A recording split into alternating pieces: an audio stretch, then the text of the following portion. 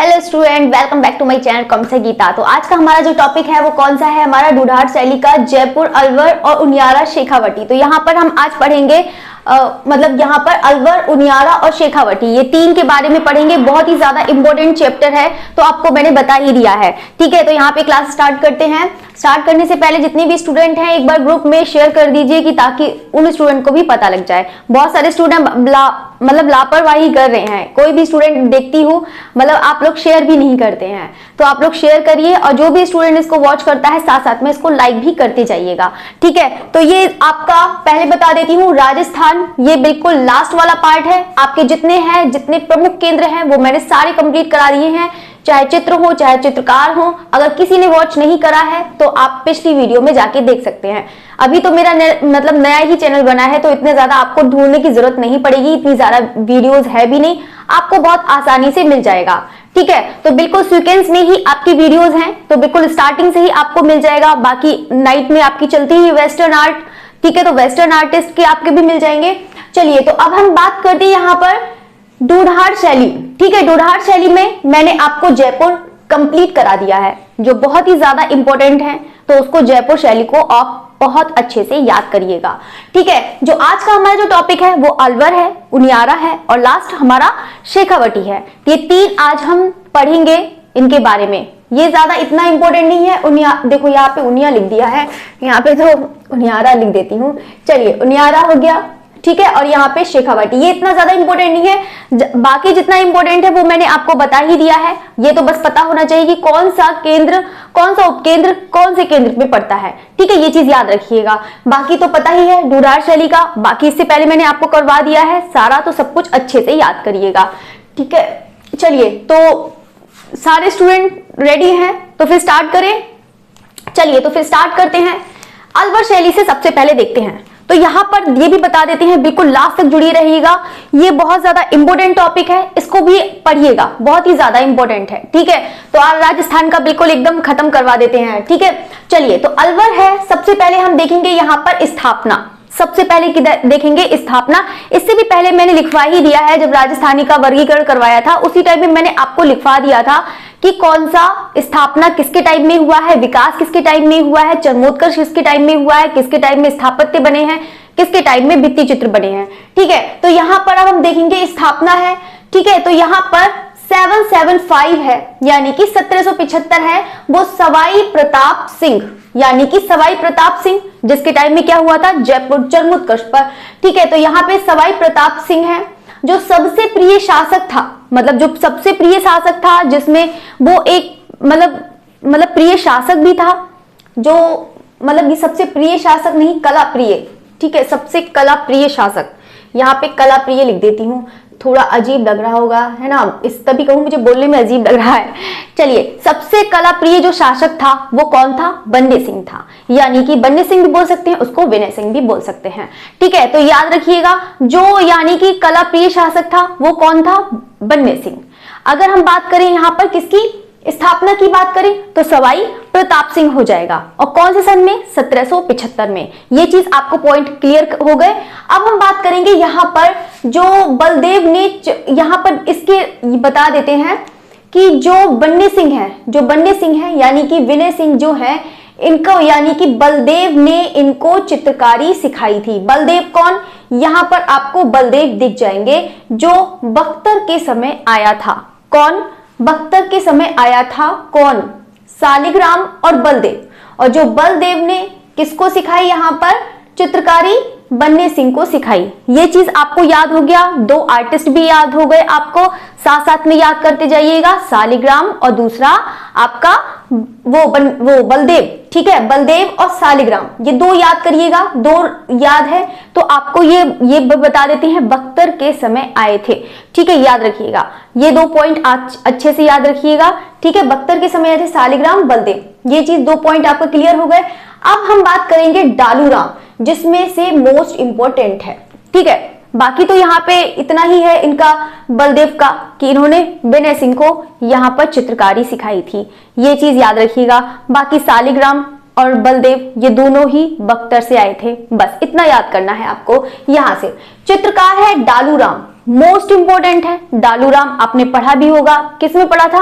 आपने जयपुर में पढ़ा था। जब आपकी जयपुर शैली करवाई थी तब मैंने आपको बताया था कि जयपुर में इंपॉर्टेंट है डालूराम। तो यहां पर ये जयपुर से आए थे, एक डालूराम आए थे, दूसरा शिव कुमार आए थे। डालूराम और शिव कुमार कहां से आए थे? जयपुर से आए थे, और जयपुर में मैंने आपको ये पढ़ाया है। ठीक है, तो ये दो चीज हो गए। डालूराम जो है वो कैसी चित्रकारी किया करते थे? भित्ति चित्रकारी किया करते थे। कौन? डालूराम। ठीक है, ये डालूराम ये तो बता ही दिया है कि जयपुर से आए थे। शिव कुमार जयपुर से तो आए थे लेकिन ये वापस जयपुर चले गए। मतलब यहाँ पर ये है कि मतलब उनको अच्छा नहीं लगा होगा, है ना, तभी चले गए होंगे। चलिए, तो यहाँ तो हो सकता है कि इनकी इतनी ज्यादा अर्निंग नहीं होती होगी इसीलिए जयपुर वापस चले गए। मैं भी कुछ भी हो सकता है, मतलब ऐसी बता रही हूँ ताकि आपको याद रहे, याद कर रखिएगा। ठीक है, कहानी में साथ साथ में इसलिए बता दे जाती हूँ कि ताकि आपको लर्न करने में आसानी रहे। ठीक है, तो यहाँ पे डालूराम हो गए हैं, बाकी आपके दो चित्रकार मैंने बता ही दिए हैं। ठीक है, अच्छे से याद रखिएगा, शालिग्राम, बलदेव, एक डालूराम और एक शिवदास, वो शिव कुमार। ठीक है, यहाँ पे डालूराम, शिव कुमार। ठीक है, ये चीज हो गए। यहाँ पर डालूराम को राजकीय चित्रकार कहा है, यानी कि राज्य का चित्रकार कहा है। किसको? डालूराम को कहा है। ठीक है, यहाँ पे डालूराम के भित्ति चित्र दिख जाएंगे, जो यहाँ पर बहुत ही ज्यादा मोस्ट इंपोर्टेंट है ये वाला पॉइंट। यहाँ पे शीश महल के भित्ति चित्र बनाए थे। किसने बनाए थे? डालूराम ने बनाए थे। तो आई थिंक कि आपको इतने पॉइंट तो क्लियर हो गए होंगे। ठीक है, तो अच्छे से याद करिएगा, बाकी याद करिएगा, स्थापना याद करिएगा। जो सबसे प्रिय कला शासक था, जो सबसे ज्यादा कला प्रिय शासक था, वो कौन सा हो जाएगा आपका? बन्ने सिंह या बिनय सिंह। बलदेव ने इनको सिखाई थी, आर्ट सिखाई थी, ड्राइंग सिखाई थी। ठीक है, बाकी डालूराम भित्ति चित्र के लिए जाने जाते हैं। कहां से आए थे?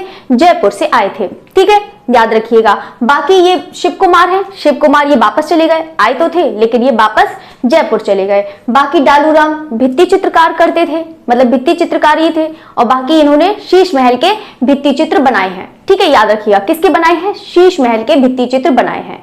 ठीक है, ये चीज आपको पॉइंट क्लियर हो गया। ये इनको डालूराम को राजकीय यानी कि राजकीय चित्रकार के रूप में इनको जाना जाता है। किसको? डालूराम को। तो ये चीज आपके पॉइंट क्लियर हो गए, अच्छे से पढ़िएगा, इंपॉर्टेंट है। यहाँ पे अगर हम अलवर शैली की अगर हम विशेषताएं की बात करें, देखो यहाँ पर विशेषताएं हैं, तो यहाँ पर आप भी जानते हैं कि अलवर में शैली में सबसे बड़ी जो विशेषताएं हैं वो हाथी दांत, यानी कि हाथी दांत की पटरियों पर जो पटरियां होती, मतलब हाथी दांत की पटरियों पर इन्होंने यहाँ पर चित्रकारी करी हुई है। और दूसरी चीज, यहाँ पर आपको वो भित्ति चित्र मिल जाएंगे, भित्ति चित्र है, और यहाँ पे हाथी दांत की पटरियों पर भी चित्रकारी करी गई है।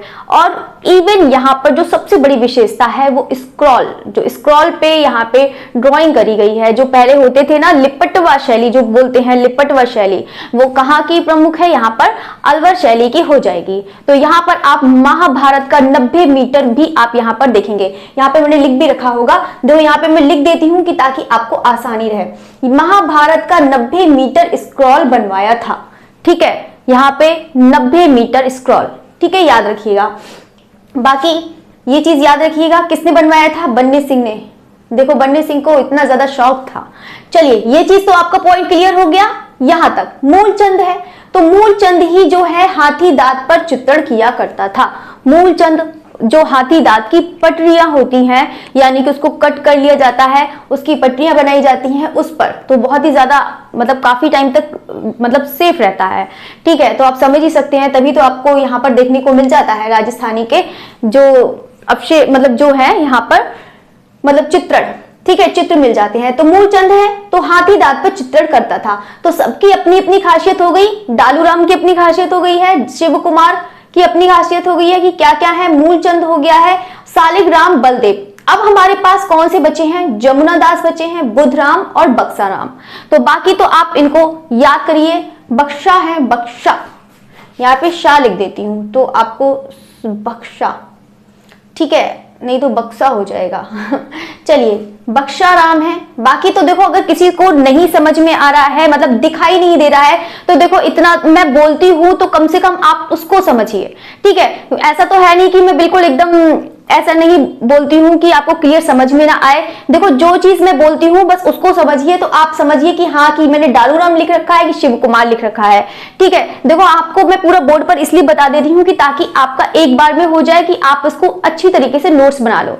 ठीक है, इसीलिए मैं पूरा ऐसे लिख देती हूँ कि आप इसी तरीके से ही नोट्स बनाइएगा कि ताकि आपको अच्छे से लर्न हो जाए।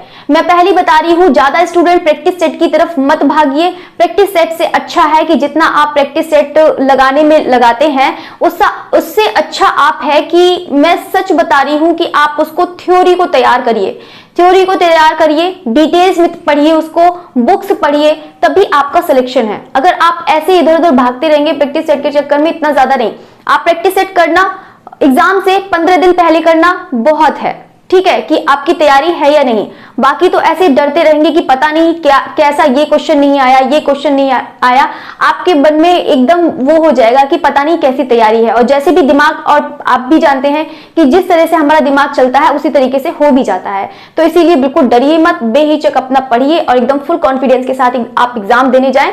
ठीक है, चलिए, तो ये चीज हो गया है आपका।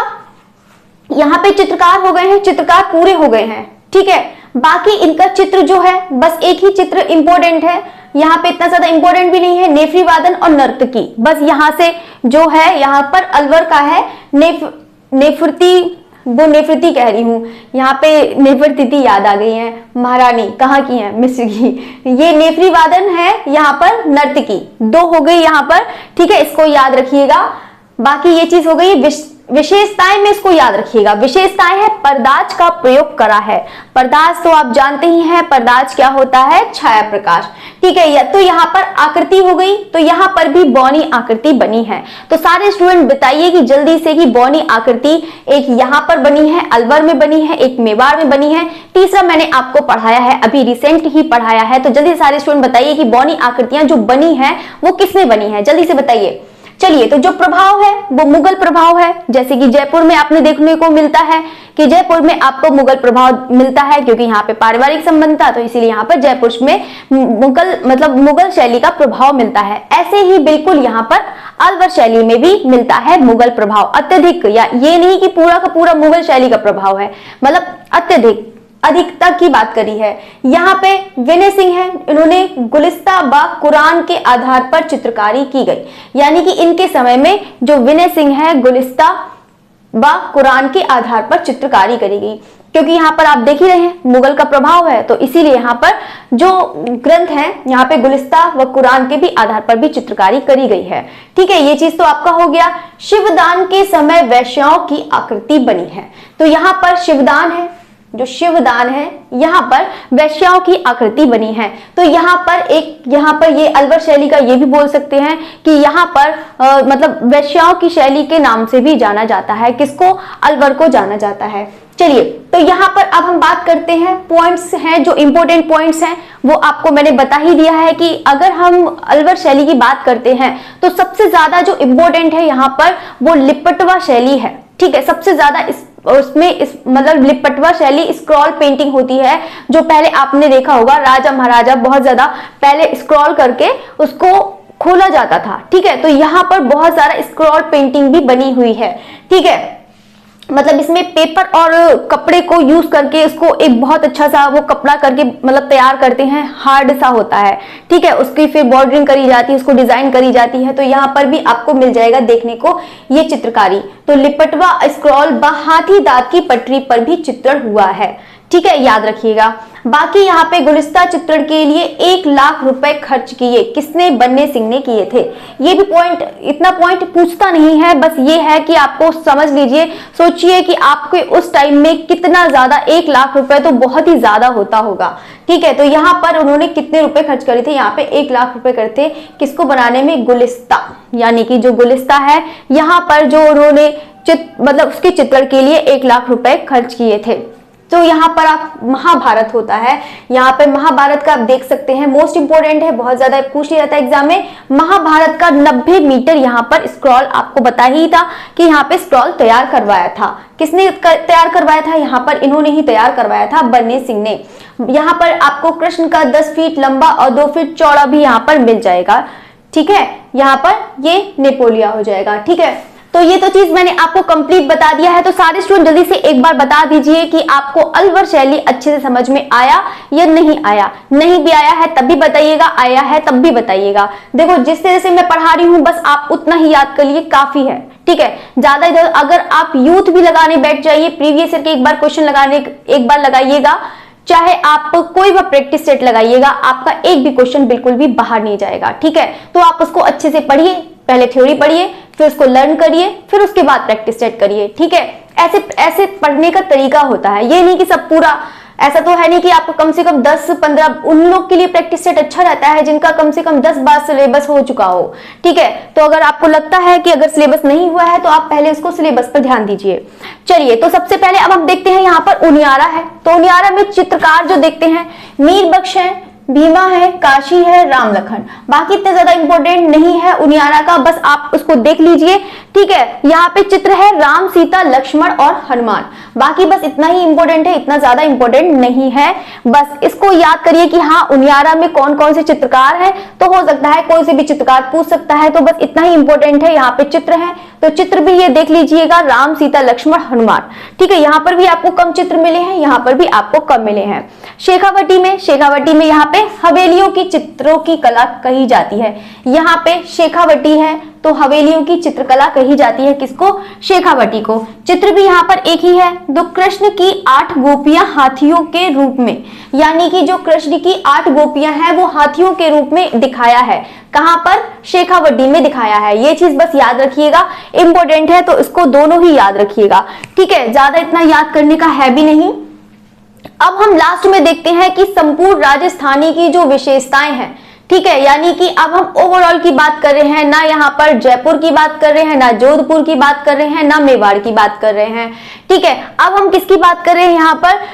मतलब पूरी राजस्थानी शैली की बात करते हैं, ठीक है। तो यहाँ पर जो नींव है, यानी कि जब स्टार्टिंग में है, जिसकी मतलब बीज मान लीजिए, नींव मान लीजिए या शुरुआत मान लीजिए, तो यहाँ पर जो प्राचीन अवशेष भी मान लीजिए, तो वो आपको कहाँ से मिलते हैं? अपभ्रंश शैली से मिलते हैं, ठीक है। ये चीज पॉइंट आप याद रखिएगा।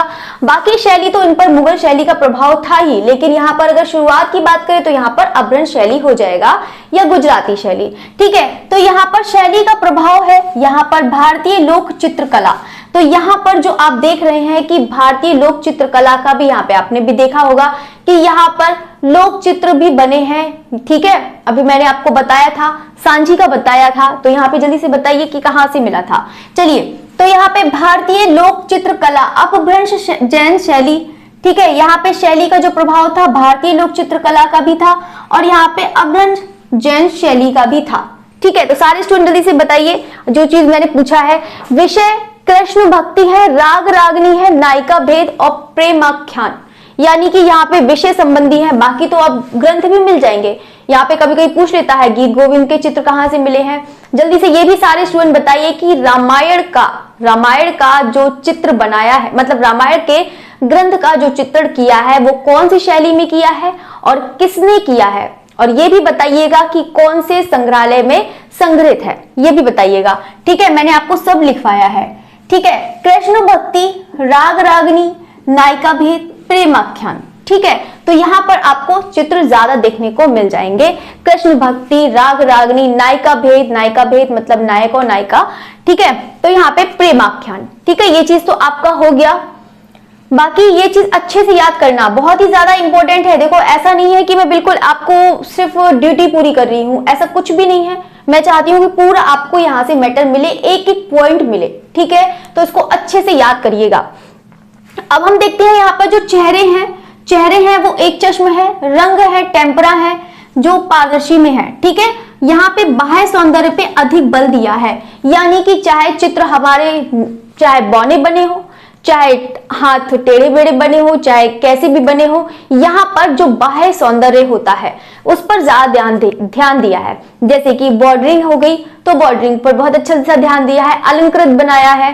ठीक है, तो यहाँ पे उस पर सजावट बहुत करी है, जैसे कि स्त्रियां हैं गहने पहने हुए हैं तो उसको मणिकुट्टम से दिखाया गया हुआ है कि उसको अच्छे से पहने हुए दिखाया गया है। ठीक है, पैरों में पायजेब है यानी कि जो पायल होती है तो उसको मतलब बाहरी सुंदरता का ज्यादा उस पर ध्यान दिया है। ठीक है, तो यहाँ पे पेड़ बनाए हैं तो पेड़ों पे बहुत अच्छी सुंदर से अलंकृत किया है, मिनिएचर पेंटिंग करी है, लघु पेंटिंग। ठीक है, तो वही चीज यहाँ पर बात कर रहा है कि बाह्य सौंदर्य पर अधिक बल दिया है, किसमें, राजस्थानी शैली पर। ठीक है, याद रखिएगा। अब हम बात करते हैं यहाँ पर स्थापत्य की। तो सारे स्टूडेंट एक बार फिर से कमेंट करके बताइए कि सारे स्टूडेंट को जितना मैंने समझाया है समझ में आया है या नहीं समझ में आया है। ठीक है, तो देखो ये चैप्टर आप भी जानते हैं राजस्थानी मोस्ट इंपोर्टेंट है, साथ साथ में ये भी सारे स्टूडेंट बताइएगा कि राजस्थानी जितना मैंने आपको बताया आपको लर्न हुआ कि नहीं हुआ। सारे स्टूडेंट बताइएगा, आपका कंफ्यूजन दूर हुआ कि नहीं। बहुत सारे स्टूडेंट की बहुत सारी इच्छा थी कि मैम राजस्थानी करवाइए, उसमें कुछ समझ में नहीं आता है कि कैसे क्या करा जाए, कि उसमें समझ में नहीं आता है, बहुत ज्यादा कंफ्यूजन क्रिएट करता है। आई होप कि अब बिल्कुल भी आपका कंफ्यूजन नहीं हो रहा होगा, कि आपका कंफ्यूजन दूर हो गया होगा। तो जल्दी सारे स्टूडेंट बताइए कि दूर हो गया कि नहीं दूर हो गया, जल्दी बताइएगा। चलिए, तो अब हम बात करते हैं यहाँ पर स्थापत्य की, बहुत ही ज्यादा इंपॉर्टेंट है, इसको भी देखिएगा। स्थापत्य है, सबसे पहले हम देखेंगे यहाँ पर जयपुर की जो प्रमुख विशेषताएं हैं वो देखेंगे। यहाँ पे स्थापत्य है उसको बारे में देखेंगे। ये जो मैंने आपको लिखवाया है इसको तो आप बिल्कुल रट लीजिए, बहुत ही ज्यादा मोस्ट इंपॉर्टेंट है।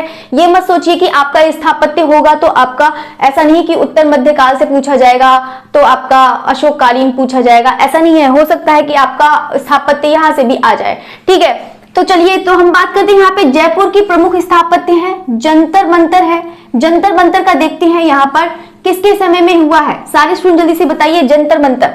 देखो जंतर मंतर का ये देख लेते हैं जो वेधशाला है। ठीक है, यह महाराजा सवाई जय सिंह के समय में हुआ है। मैं दूसरा कलर ले रही हूँ। ठीक है, चलिए, तो ये जो जंतर मंतर है याद रखिएगा, उसको वेधशाला के भी नाम से जानते हैं। तो यहाँ पर महाराजा सवाई सिंह के समय में हुआ है किसका, जंतर मंतर। ठीक है, इनके समय में। ये भी चीज याद रखिएगा कि जंतर मंतर कौन कौन सी जगह पर है। जयपुर में है, ठीक है, एक दिल्ली में है, उज्जैन में है, बनारस में है, मथुरा में है। ठीक है, तो ये अगर आप जयपुर ना जाना चाहें तो दिल्ली चले जाइए, दिल्ली नहीं जाना चाहिए तो उज्जैन चले जाइए, उज्जैन नहीं तो बनारस चले जाइए, नहीं तो मथुरा चले जाइए। ठीक है, आपको देखो इतनी सारी जगह यहाँ पर है, जंतर मंतर अगर देखना हो तो यहाँ पर आप जा सकते हैं। ठीक है, बाकी आप समय याद हो गया आपका, महाराजा सवाई राज सिंह। ठीक है, याद रखिएगा महाराजा सवाई राज सिंह इनका पूरा नाम है, बाकी तो सवाई जय सिंह के भी नाम से भी जानते हैं। ठीक है, बाकी तो ये आपका हो गया। चलिए, अब हम बात करते हैं यहाँ पर हवा महल, ये सवाई प्रताप सिंह है। दोनों को कंफ्यूज मत कर लिएगा। ठीक है, यहाँ पर हवा महल है, सवाई प्रताप सिंह है, और ये जंतर मंतर है, कहा मतलब वो सॉरी हाँ जंतर मंतर है तो महाराजा सवाई राज सिंह। ये राज है, ये प्रताप है। ठीक है, ये राज सिंह है, ये प्रताप सिंह है। फिर से रिपीट करवा रही हूं।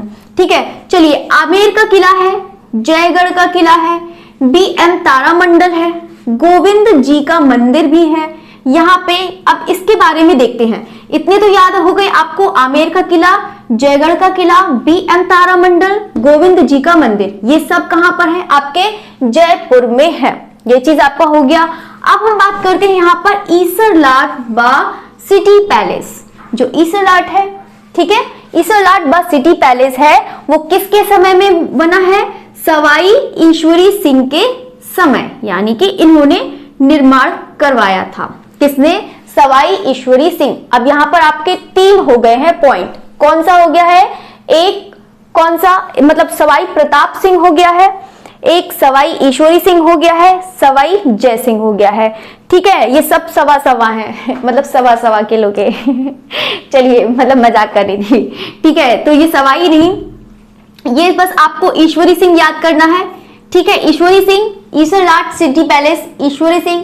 ठीक है, यहाँ पे हवा महल प्रताप सिंह हो गया, यहाँ पे सवाई जय सिंह है, सवाई फिर से बोल दिया, सवाई नहीं, सिर्फ जय सिंह याद करिए, जय सिंह, प्रताप सिंह, ईश्वरी सिंह, वो आपको याद करना है। आपको कैसे याद करना है, रटिए, बार बार घूमते टहलते कैसे भी याद करिए। चलिए, तो ये चीज हो गया।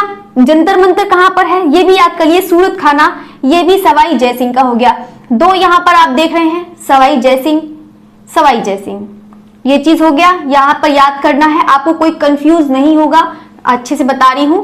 अब हम देखेंगे कि यहाँ पर जयपुर का जो जंतर मंतर है, ठीक है, जो जयपुर का जंतर मंतर है वो 1 अगस्त यानी कि 1 अगस्त 2010 को यूनेस्को में शामिल किया गया था। किसको? जयपुर के जंतर मंतर को। कौन से सन में? 2010 में किया गया था। ठीक है, इसको विश्व धरोहर सूची में शामिल किया था जयपुर को। इन्हीं की देख रेख में होगा। यहाँ पे टूटेगा फूटेगा, लोग कुछ भी करेंगे ना तो इन्हीं के देख रेख में होता है सारा काम। चलिए, तो सूरत खाना है, तो सूरत खाना फिर शायद, अच्छा सूरत खाना यहाँ पर भी लिख दिया, सूरत खाना यहाँ पर भी लिख दिया। चलिए, चाहे आप इसको पढ़ लीजिए चाहे इसको पढ़ लीजिए, दोनों एक ही चीज है। तो ये जयसिंह के समय में हो जाएगा, ठीक है, याद रखिएगा। ठीक है, बाकी सूरत खाना जयसिंह हो गया। बाकी विजय स्तंभ, कीर्ति स्तंभ भी याद करिएगा, मोस्ट इंपोर्टेंट है। बाकी अगर किसी ने शॉर्ट्स वीडियो नहीं देखी है तो उसको शॉर्ट्स वीडियो भी देखा करिए। बाकी तो मैं जब भी टाइम मिलता है तो अपलोड कर देती हूँ। कोशिश करूंगी जितने भी स्थापत्य हैं जल्दी जल्दी आपको अपलोड करती जाऊं ताकि आपको हमेशा अपडेट मिलता रहे। चलिए, तो विजय स्तंभ है, कीर्ति स्तंभ है, ये चित्तौड़गढ़ राजस्थान है। बाकी मैंने पूरी फुल डिटेल्स में आपको बता ही दिया है। राणा कुंभा के समय में राजस्थानी स्थापत्य का स्वर्ण काल कहा जाता था। किसके समय में? राजस्थान के समय में। और किसको कहा जाता था? महाराणा कुंभा को कहा जाता था। ठीक है, ये चीज याद रखिएगा। बाकी तो चीज मैंने पूरा स्थापत्य बता ही दिया है, बस इतना ही इंपॉर्टेंट है, इसको याद करिए, आपके क्वेश्चंस जरूर मिलेंगे। ठीक है, तो अच्छे से याद करिएगा। और बाकी जितना भी मैं मेहनत करती हूँ कम से कम इतना तो आपका लोग का फर्ज बनता है कि देखो मुझे तो आप लोग से कुछ भी नहीं चाहिए। मैं तो सारे स्टूडेंट्स से कहती हूँ, अगर किसी के में भाई है, बहन है, फ्रेंड है या कोई भी हो तो उसको जल्दी से सब्सक्राइब करवाइए, जल्दी से, कि ताकि मेरे जल्दी से जल्दी सब्सक्राइब बढ़े।